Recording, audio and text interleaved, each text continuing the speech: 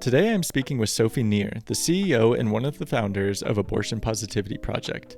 Abortion Positivity Project works to destigmatize abortion and shift the public narrative away from one that's controlled by the anti-abortion extremist minority. In this conversation, we talk about the fall of Roe v. Wade, how we got there and how the conversation has shifted since, how the framing of pro-choice versus pro-life in itself stigmatizes abortion, how you can change your everyday language around abortion to help destigmatize it, and the ways in which you can get involved. Access to all the information you need about the Abortion Positivity Project will be found in the description below. I hope you enjoy my conversation with Sophie as much as I enjoyed having it. Hey Sophie, how are you?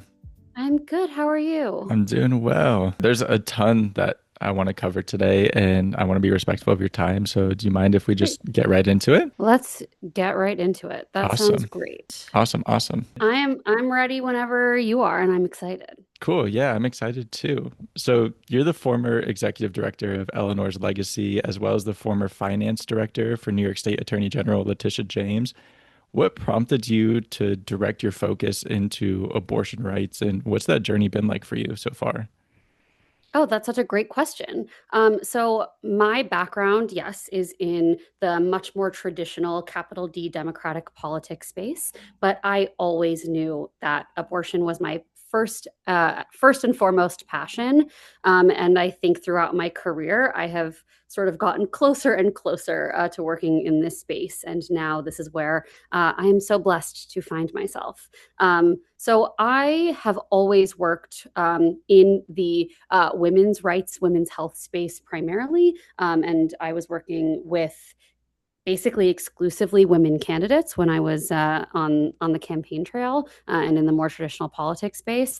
So I think that's really been a strong through line in my life and my career, and it's very values aligned for me. Yeah, that's incredible. And Thanks. with the Abortion Positivity Project, your guys' mission statement talks about working to destigmatize abortion and shift the public narrative around abortion away from one that's controlled by the anti-abortion extreme minority. When we talk Mhm. about that anti-abortion extremist minority, who exactly are we talking about? The anti-abortion extremist minority is a small but very, very loud political force in the United States and beyond that has managed over the last sort of 50 to 100 years to have 100% control somehow over the way that we talk about abortion in the public sphere, very much despite where national polling and where the popularity of abortion lies. The national abortion narrative would have you believe that abortion is a highly contentious issue, that it is a controversial issue, that is one that falls down political lines. And when we look at the numbers, that is not even close to what we see. And there is a very small, very well funded, politically motivated, small contingent that is operating in terribly bad faith to not only restrict and ban abortion, but to really disenfranchise women and people of marginalized genders on the whole. And they have unfortunately been increasingly successful. Now, when you talk about our mission statement, which is to shift the national abortion narrative away from one controlled by the anti abortion extremist minority, what we're talking about is reclaiming the terms of discourse in the way that we talk about abortion. So, when abortion is covered on the news or when it is discussed as a sort of political debate or when the frames of what sort of policies around abortion are reasonable versus unreasonable. Uh, what are those terms of discourse? Where are we in what we call the Overton window, right? What is considered reasonable versus unreasonable? And unfortunately, the terms of discourse does not match where the American populace is. It does not match where the vast majority of Americans self-proclaim they want abortion to go in terms of its accessibility, legality, safety, etc. So that is the work that we are doing to change that. Yeah. Where is that money coming from? Like you see like these Mhm. right-wing movements, they get so much money and it's so heavily funded. Do we Yeah. know where that's coming from? Yeah, absolutely. So, this is a great question, actually. We have amazing partners at an organization called Reproductive Health and Freedom Watch that do these like sort of visual representations of how the anti abortion movement functions and is funded. But the short version is that the anti abortion movement is funded in very, very bad faith by sort of conservative donors, private conservative donors, huge corporations that really want to see a very specific image and vision of our country that does not include opportunity for women, people of marginalized genders, people of color, people who were not born in this country, et cetera, et cetera, et cetera. And they are funding at a huge, huge scale anti-abortion extremism, as well as a wide variety of other, capital C conservative um, uh, topics and issues. And something that I think is really sad is the way that this funding is implemented really, really harms the very people who they are trying to galvanize support from. And that makes me sad to see. Ooh, what, what do you mean by that? Like, how does it hurt the people that they're like, how is it counterintuitive without them knowing it? Yeah. So I think a great example is we see so many people in states that have abortion restrictions who are voting for politicians who are implementing these restrictions.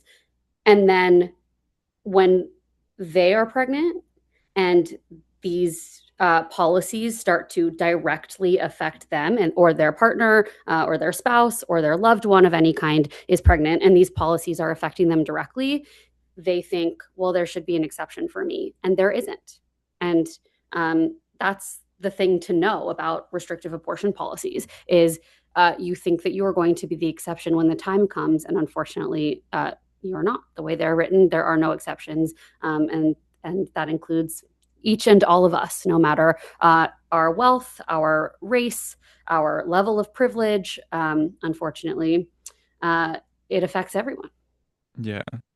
I think that one tactic, at least from what I see, that these anti-abortion extremists use is portraying a very antiquated, misinformed, or rare fringe examples of abortion to kind of distort or stigmatize or propagandize the perception of abortion. So Absolutely. in 2026, with all of the advancements in medicine, what does an abortion actually look like?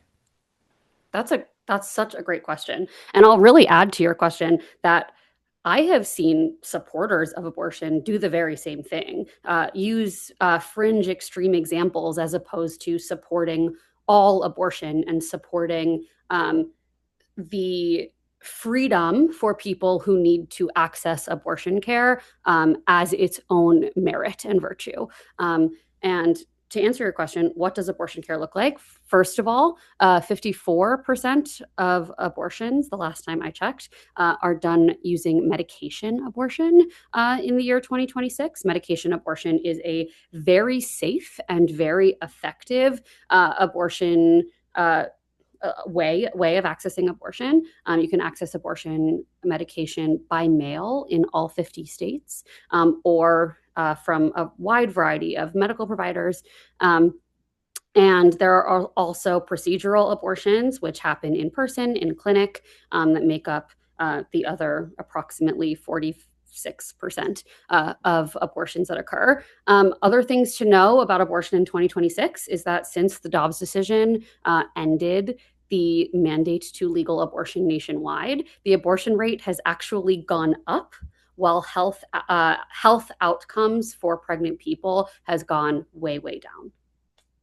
Yeah, absolutely. And that medication or the medicine abortion that you speak of, I Mhm. didn't know that it was accessible in all 50 states. So despite it Yes. being illegal in some states, it's still Mhm. accessible. Correct. you can go to, we have wonderful partners at Plan C to get information about how to get medication abortion in all 50 states, Amazing. delivered to you by mail.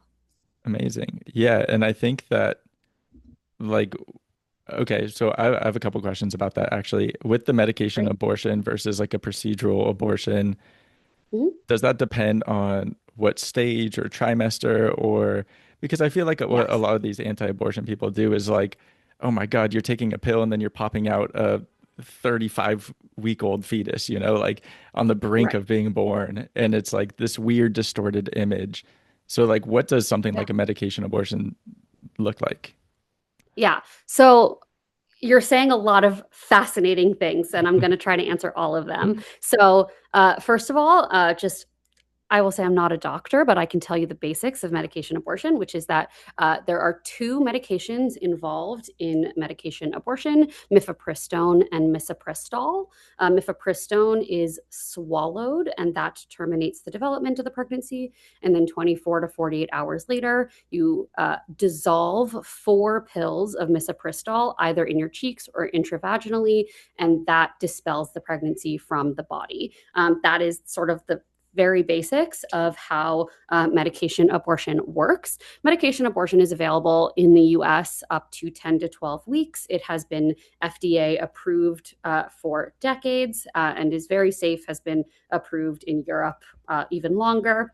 So, that is sort of the basics of medication abortion. I have had so many questions, I would say crazy questions, but all questions are good questions about the realities of medication abortion. I had a political leader ask me what you do with the sort of fully formed miniature human that falls out of your uterus during a medication abortion. That is very much not the reality of how medication abortion functions in real life.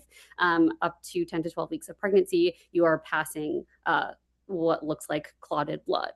Um, the other thing I will say, and I think it's so important to mention, is that if you believe, as I do, that it is sort of fundamentally evil to force someone to be pregnant or give birth against their will, then all abortions are moral, valid, uh, no matter what stage of pregnancy or what circumstances they are happening under. So, sort of two things are true. One is, as I just said, the vast majority of abortions happen early in pregnancy when what you are passing is essentially clotted blood. We hear the phrase cluster of cells quite a bit, and that is true. And the other thing that is equally true is that there is no reason to force someone to be pregnant or give birth against their will, no matter what stage of pregnancy they are in, and all abortions are equally valid and equally moral. Yeah, and I actually recently, and I was going to bring this up later, but I think it relates to it. I recently saw a video of someone talking about the idea of pro-choice and the necessity to protect pro-choice. And Mhm. they were saying if the government can say what you can't do with your body, what's stopping them from saying what you must do with your body? So what they were essentially saying was like, if they can say that you can't get an abortion and you have to give birth, what's from stopping them from one day saying you have to get an abortion even if you want to keep the baby? Which is kind of like an interesting twist, but I saw it resonate with a lot of people in the comments of being like, Yeah. oh, wow, I didn't realize that that could eventually be a perspective or be a reality. And I think once they Mhm. realize that it all has to do with government overreach on bodily autonomy, it created that shift. So I wanted to know your thoughts on Yeah. that perspective. I mean, I think that's a great and valid perspective. I also think that, particularly for Black and Indigenous women, they have had that lived experience of being sterilized without their consent. That has been a horrendous part of our country's history. So it really is not so far fetched to think that that could be a reality, and it is really fundamental to the principles of reproductive justice to not only not be able to not be pregnant, give birth, or have a child or a baby when you don't want to, and also to be able to do those things in a safe and healthy and supported way when you do want to. And we have we call them the three principles of abortion positivity. The first being that forced birth is evil no matter what, and the second being that what women and people of marginalized genders want for their own life matters fundamentally and unconditionally. And I think that that's also a really, really important piece of that principle as well. The idea that there really is so much stigma around women in particular making choices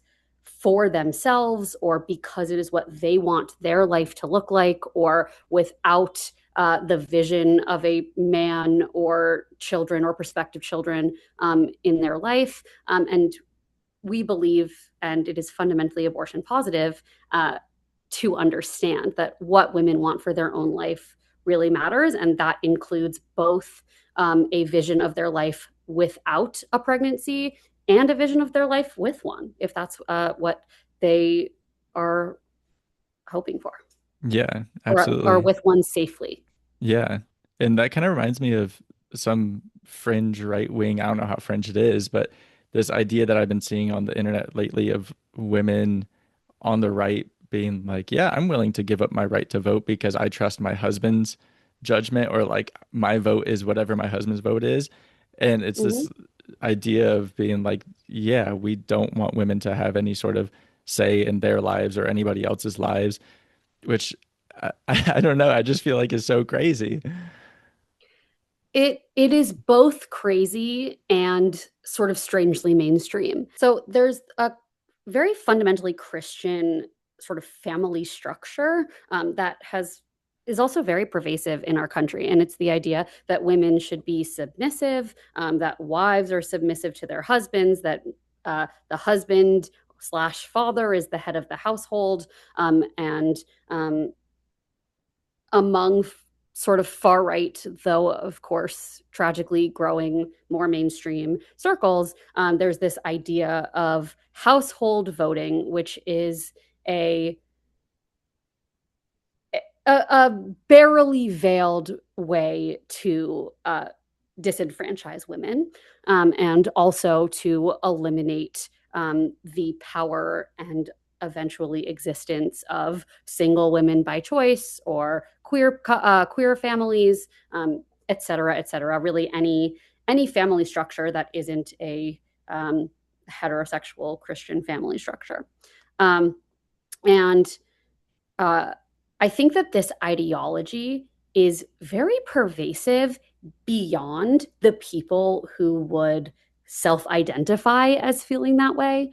I think because we do live in a patriarchy, a society that is heavily, heavily patriarchal, so much ideology around disenfranchising women, oppressing women, removing women's freedom and autonomy really, really trickles into every facet of our governance and our society, including our abortion policy and the way we think and discuss abortion. You mentioned Roe v. Wade, you mentioned the Dobbs decision. We just Yes. surpassed 4 years of the overturning of Roe v. Wade. Mm-hmm. How has the conversation shifted, or have you seen a shift in the conversation around abortion in these past 4 years? That's a great question. And I think the answer is I haven't seen as big of a shift as I would hope to, because what I have not seen that I hope to see is a reckoning with the fact that the quote unquote pro choice movement has failed in our strategy. We as a movement have failed to protect and expand abortion access. We have failed to galvanize the support and popularity of abortion, right? Abortion is overwhelmingly popular bipartisanly, throughout the entire country, geographically, among religious people, among men, among women, among registered Republicans, abortion is overwhelmingly popular. And we as a movement have failed to translate that into success. And I think that one of the primary reasons for that is that we have failed to really proudly support abortion. I think we have always identified as the, quote unquote, pro-choice movement, never as the pro-abortion movement. Always leaned into euphemisms, always leaned into abortion negative talk, always really villainized abortion and those who seek abortion, even while discussing it as a sort of important choice. We have uh, um, really valorized certain types of abortion or certain circumstances in which people access abortion care over others. And overall, top to bottom, that has been a failing strategy. And what I have not seen is a real acknowledgement of that fact and a like firm decision to change course. Yeah. And you mentioned a lot of really interesting and important things. And I think one of them is that framing of pro-life versus pro-choice. And Mm-hmm. that framework in itself works against abortion rights, which we saw, Absolutely. as you mentioned, eventually led to the fall of Roe v. Wade. Can you explain how that framing is harmful of being pro-choice rather than pro-abortion or pro-choice versus pro-life? Yeah, absolutely. So, first of all, you'll only ever hear me say this once, but I'll say it for clarification. The phrase pro life, we should not be using that phrase. First of all, it is false. The people who claim to be that do not support life. They do not support health. They do not make policy decisions to further life or health in any respect.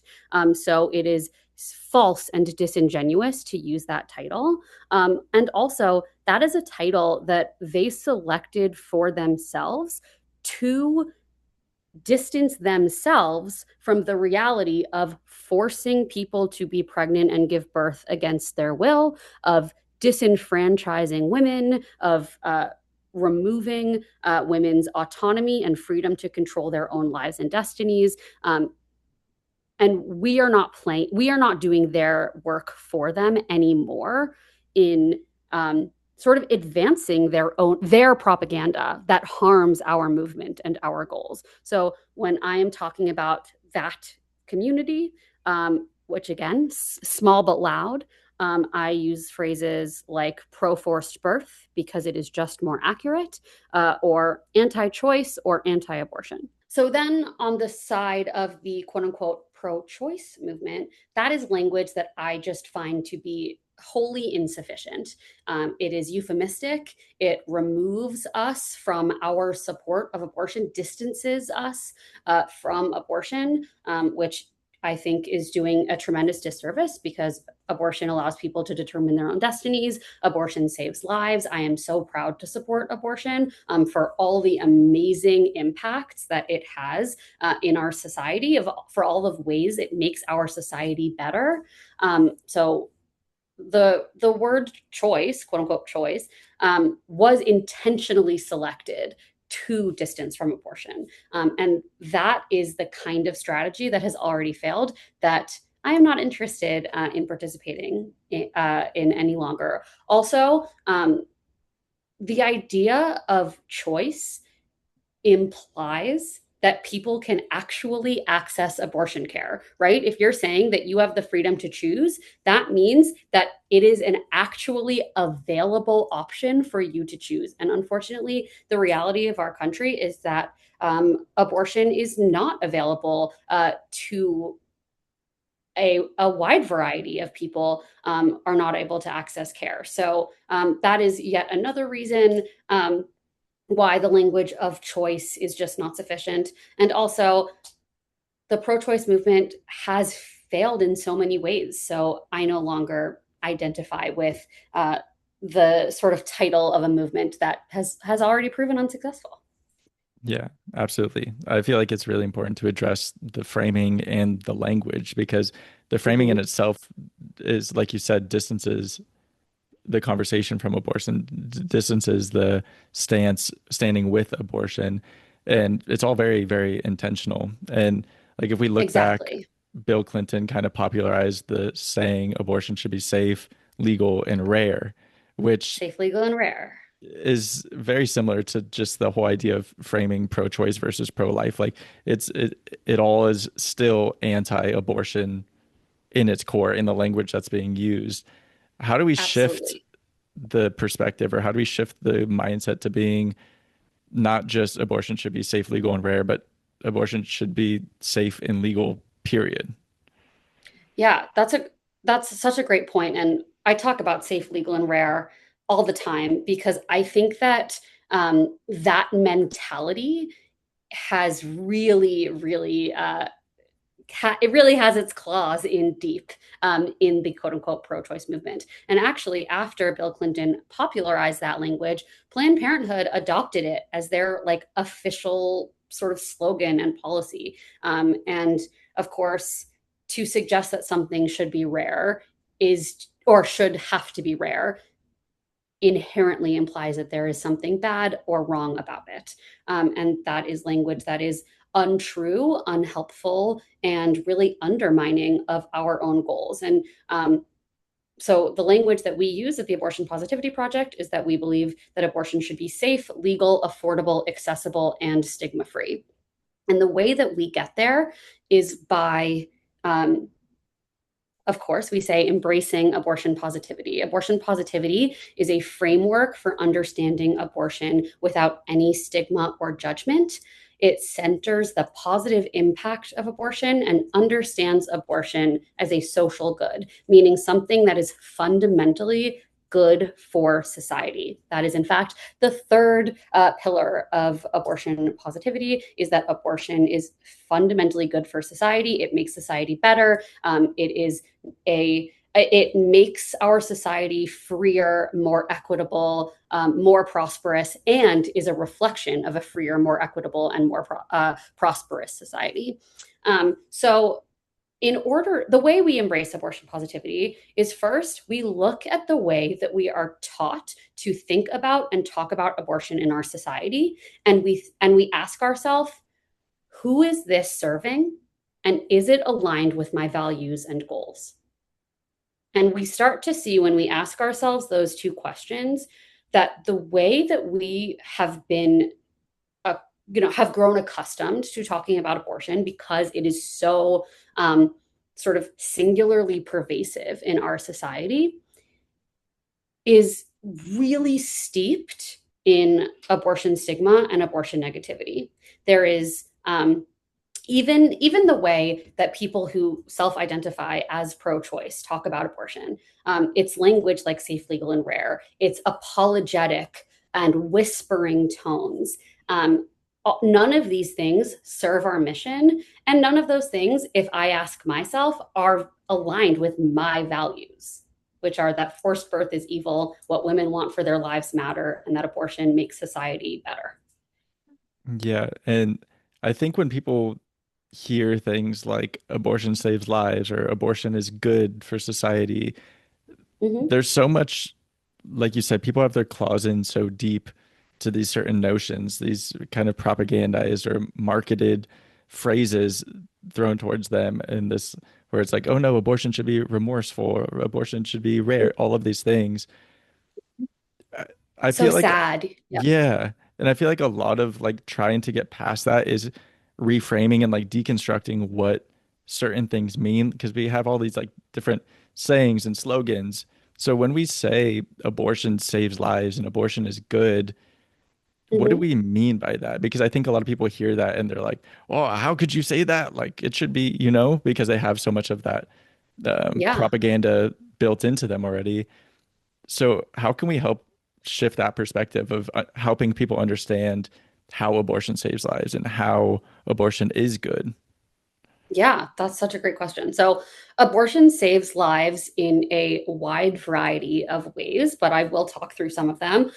First, and the first thing I'll say, something we talk about in our training, is that abortion impacts everyone. And that means not only that people who are not cisgendered women also get abortions. But it also means that even if you are a person who will never need to access abortion care, abortion impacts you in your life. It impacts your loved ones, it impacts your family, it impacts your ancestors and the way that their ability to access abortion care has trickled down into your life over generations. Abortion has wide reaching impacts on literally every member of our society: men, women, trans, non binary, old, young, alive, and dead, everyone. So, first of all, there are so many complications to pregnancy that would require abortion as life saving healthcare in the most sort of obviously literal sense. It is really unsafe. It is not safe to be pregnant without access to abortion care. No matter if you want to be pregnant, if you are hoping to continue that pregnancy to term, there are a wide variety of things that can go wrong in a pregnancy, complications and such, that require abortion care in order to literally not die. And that is maybe the most literal interpretation of abortion saves lives. But there are many others. Abortion saves the life that you have chosen for yourself from the grasps of other people's control. Abortion saves maybe your families. If a different member of your family is able to access care, and is able to access care, it saves your whole family, and the structure of your family as you choose it to be. There's such a wide variety of ways that abortion saves lives, and equally as wide for the ways that abortion is good for society. People being able to access the healthcare they need is good for society. People being able to have the freedom to choose the life that is the best for them at any moment is good for society. People being able to experience freedom is good for society. And as I said before, a reflection of a better society, right? If our society was more equitable, if our society was less patriarchal, abortion would inherently be more accessible. Yeah, absolutely. And I think that kind of ties into what you were saying earlier about these anti-abortion extremists and how it's counterintuitive to them because, they push all of these different policies. And then when it comes time to where it's turned on them and their family, they're like, whoa, not me, not me. Because I think that people fundamentally don't understand how intense a pregnancy is, how intense Oh yeah. and life-threatening it is and can be. And we see like maternal mortality rates, and especially in different communities and underserved communities. And I think that so many people truly don't grasp like how intense and dangerous pregnancy is until it happens either to them or to someone in their family, like you were saying. Yeah, absolutely. Yeah. It's there's very little sort of education and research on reproductive health and women's reproductive health in specifically, and that has unfortunately really served in the anti-abortion extremists' favor. They are able to spin false narratives, spread misinformation, say all manners of nonsense, and without pushback, because people really don't understand how dangerous pregnancy is, what kinds of risks and dangers do happen in pregnancy, how abortion is fundamental and central to the safety of pregnancy, etc. Yeah. And going into that or off of that, since the overturn of Roe v. Wade, I think sometimes for people that aren't living in states where abortion isn't protected, it's hard for them to conceptualize what that reality looks like for people Mm-hmm. in states that it's not protected. So, what is the reality for someone that's pregnant in a state where abortion is not protected since the overturn of Roe v. Wade? It's very dangerous. Um, not only is it very dangerous, but we've also seen a rise in infant mortality. So it's not only dangerous for the pregnant person, but it is creating worse health outcomes for fetuses and babies as well. And thankfully, there are ways for someone who is pregnant and knows that they don't want to be early in a pregnancy, if they are in a state with an abortion ban or an abortion restriction, to be able to access care. However, if you are later in a pregnancy, either because you did not know you were pregnant for a wide variety of reasons, or you wanted and intended to carry the pregnancy to term, but then there is a complication. There are often very few options other than leaving your state, flying or driving a long way sometimes, to leave the state, which is really sad. Yeah. People should be able to access care in their own communities. And Yeah. also, many health situations are time sensitive. That's true with pregnancy complications, abortion care, and every other thing. That's why emergency rooms exist, because there is time sensitive um, healthcare.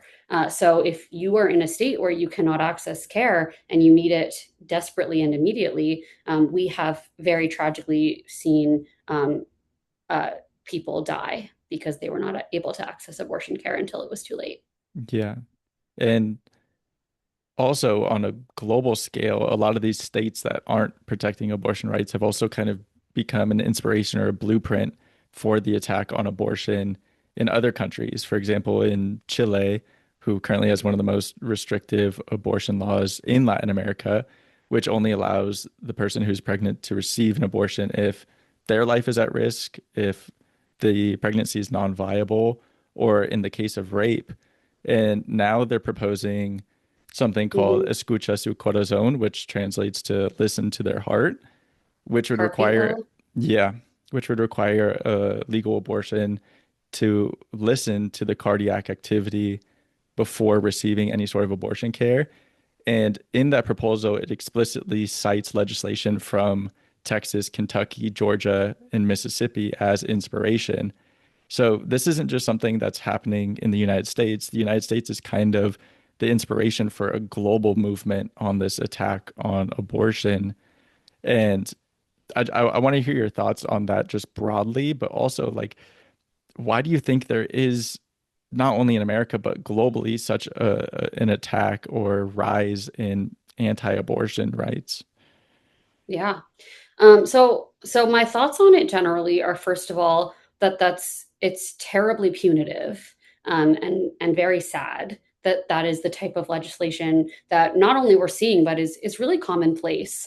Um, I think that there is a really fundamental misunderstanding of two things. First, being under what circumstances people have abortions, because people have abortions under as many circumstances as there are abortions.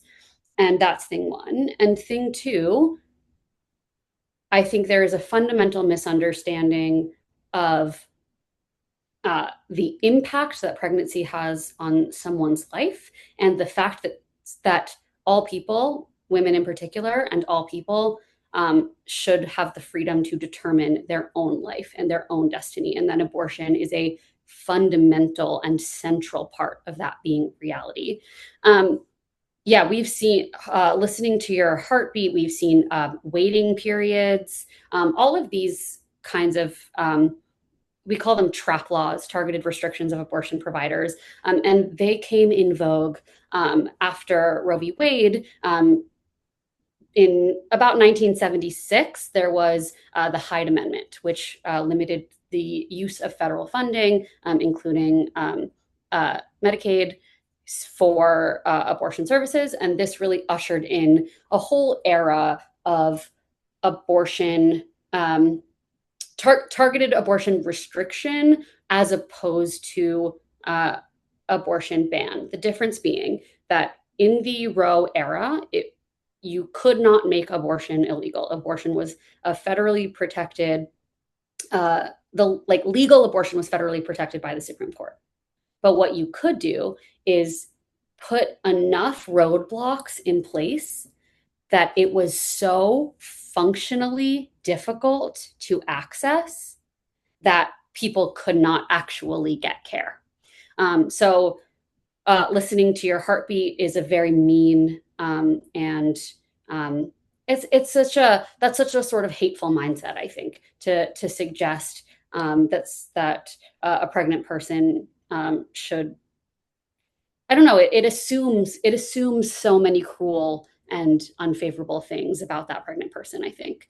Um, and but yes, so we've seen waiting periods, we've seen things as technical as the hallway has to be this many feet wide in order to be able to perform abortion care in a facility, and many things of that ilk to try to limit the availability of abortion when they could not make abortion illegal.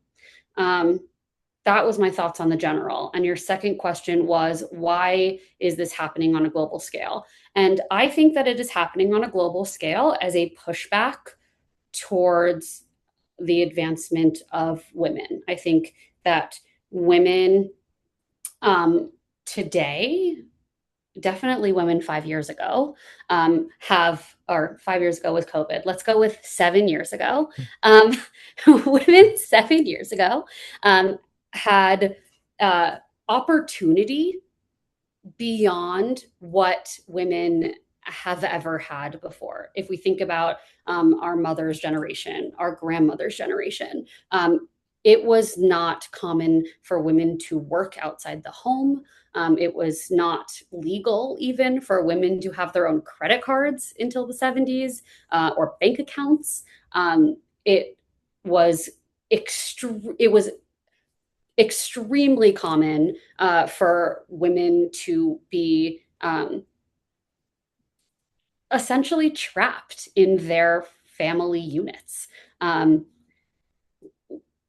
we hear a lot about from the same sort of politicians that are constantly trying to restrict abortion.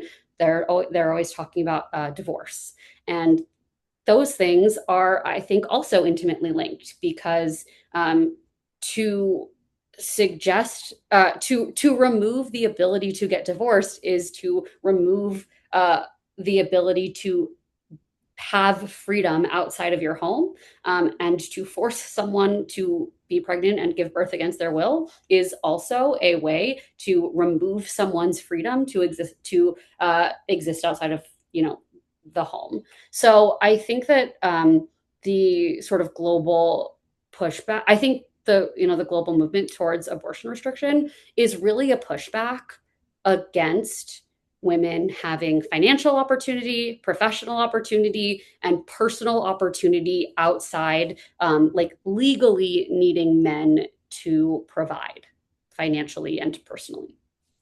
Yeah, and like I feel like you see this on social media too. There's this whole like trad wife influencer type of thing that's gaining more Yeah, don't fall for popularity. that. It's, I saw a video literally last night, and someone was holding their baby, and she was like, "Whoever convinced you that this is, gosh, what did she say?" It was so I was just like, how do you even get to this point? But it was like, if so, if someone made you believe that this is wrong or this is not the way to live life, then like you've been brainwashed or something. And it's like just her Mhm. holding a baby. And it's this idea of like, we've been sold some idea of like having kids is bad, getting married is bad.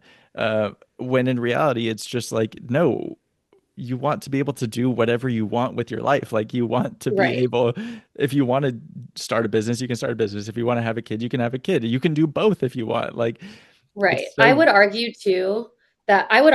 that getting married and having a baby is like the single most rewarded thing a woman could do in our society Mm. by patriarchy, by like the societal structure where you get showered with huge amounts of gifts when you do these two things, by our tax system. Those things are heavily rewarded.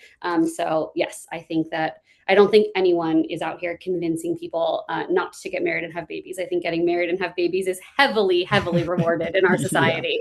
Yeah. And it's such like a weird, distorted reality where people think that like now they're like doing something. I don't even know. Like, do you know what I'm trying to say? People are like so like, Yeah. no, I'm Yes. fighting against the system by doing exactly what Yes. the system wants. And it's like, And, oof, that's a great way to say it. I think that there is just this sort of persecution complex. hmm. It reminds me of the like War on Christmas Fox News thing. There's just, like when obviously Christmas is like the most sort of universally, I'm Jewish, so it's like the most universally shoved down our throat holiday in the world. So I think that, yeah, there's just this persecution complex around basically. I think it's part of the same pushback. It's the mentality that like having freedom and having options is a threat to conservatism. And in reality, conservatism and the singular thing that conservatism is selling, which is like or traditionalism, maybe I should say, the singular thing that traditionalism is selling is still very much an option, and it is not an option that uh, feminists like us or um, people who believe in the freedom of women and all people. It is not something that we are trying to remove, and yet there is this persecution complex around if you are creating options other than traditionalism, that is persecuting tradition or something. Yeah. Yeah, that's a I don't great know. way to put it. Like, there's no policies, there's no laws that are Nope. trying to persecute you for following this like traditional family structure. And I find it Nope. ironic that so many of these people are also against things that would in turn protect the family structure.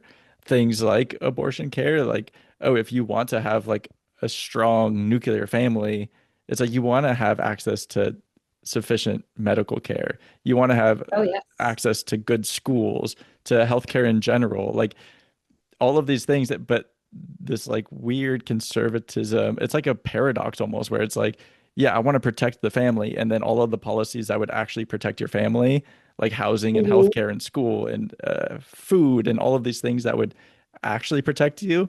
They're like, no, Mm-hmm. I'm actively against that. It's so Right. counterintuitive. And as I say when embracing abortion positivity, I encourage you to ask yourself, who is that serving, and is it values aligned?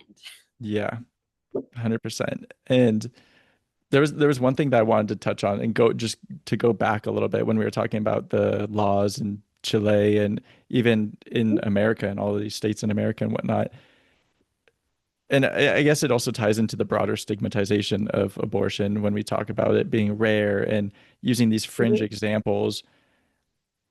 People are like for example, the proposition in Chile where it's like only if you're raped or it's non-viable or if your life is threatened.